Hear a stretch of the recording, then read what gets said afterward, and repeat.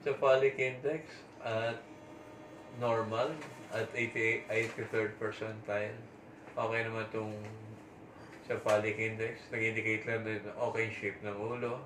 FL over AC. So, tama pesto ng bata. Tuwa ako nun eh.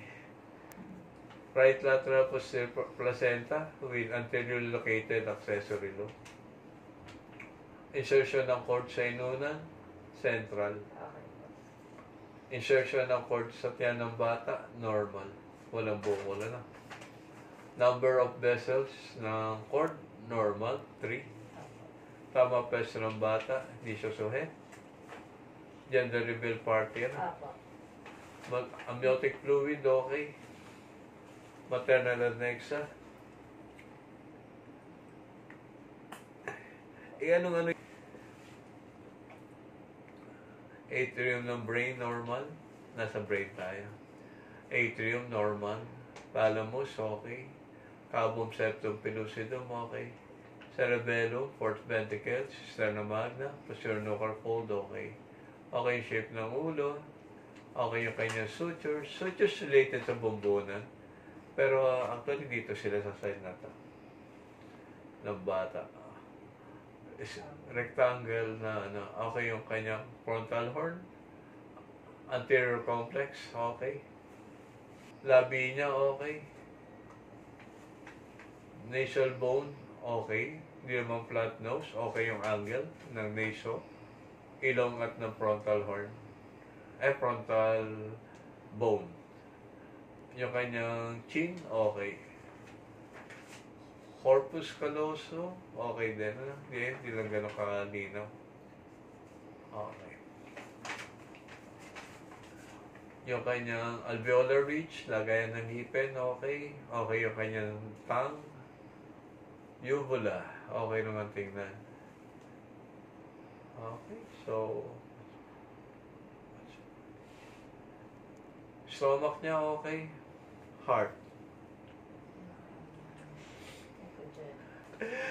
Atrium ng pasado, kahit 75. Okay yung kanyang,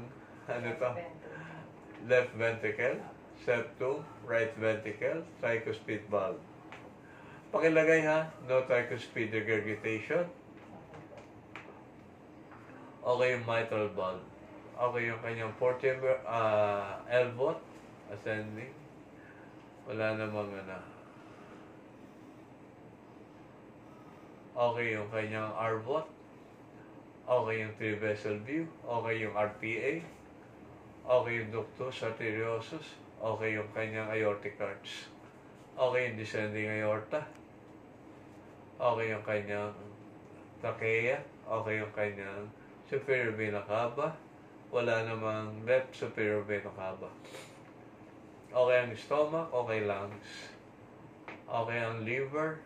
Okay gallbladder. Okay, adrenals, kidneys. Yung kidney niya, mo? Kumakang value? Hindi po. Ano ito, right? Opo, right. Right kidney, 0.38. Normal. Normal naman yan, ano? Opo.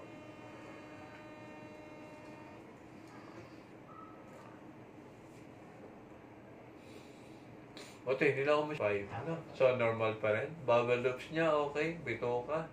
Okay yung pantog. Pikit ang mata. Huwag pong titingin. Baka po Titingnan ko sex organ. Baka mawala excite. Putik na ako na. Okay. Huwag mo na titingin, ha? Sandali lang. Ano? Titingnan ko yung femur. Tingnan natin yung femur ng bata.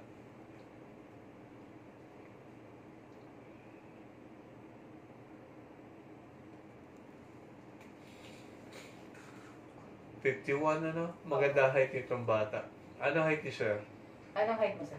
5'6" po ata, 5'7". 5'6" or 5'7" daw po. Baka ito yung mga 5'8", 5'9", siguro. Ikaw, ma'am, anong height mo? 4'11 po. Buti Ha? 4'11 Maganda po. kasi ang ano niya. Maganda itong, maganda din yung height ng bata. Teka, tingnan ko lang ulit. Pikit ang mata. Baka mamaya, napasobra lang.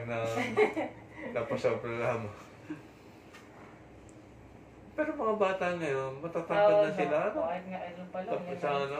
Elementary, ang tataas na eh. Pag nag-make picture take yung mga family, matatangkad talaga ang mga bata. Ano? Ba't kaya? Spine ng bata, okay. Tataas naman ng mga ano ngayon. Dami may hypertension. Binago kasi yung classification eh. Pag kayo tumaas na ng 120, elevated na, no? Elevated na. Tumaas ka ng 80, elevated na. Pero kahit na. Neck niya, may nakasabit, may nakapatong lang na ano, pero hindi nakapulupot. Okay yung kanyang spine, cervical, thoracic.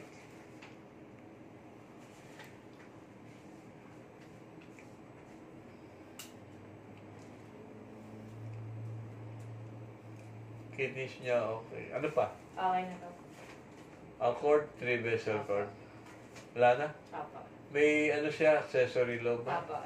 Accessory lobe, ibig sabihin, placenta, may maliit pang isang nakaganon. Pero wala namang ano yun sa bata. Okay.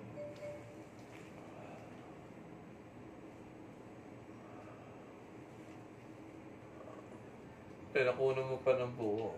Ano ito? Nagkatama.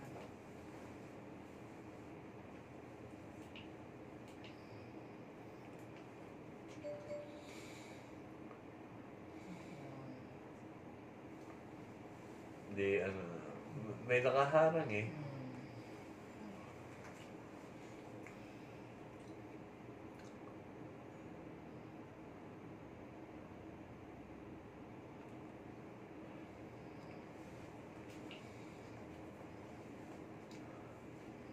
Noong ako nag-aaral nito sa ano, Austria. Ako, gagaling nung iba eh. So, paano kayo ginagawa ito? Paano kaya na ako papaharap? Nasaan lang kita, ma'am? So, okay na po tayo, ma'am.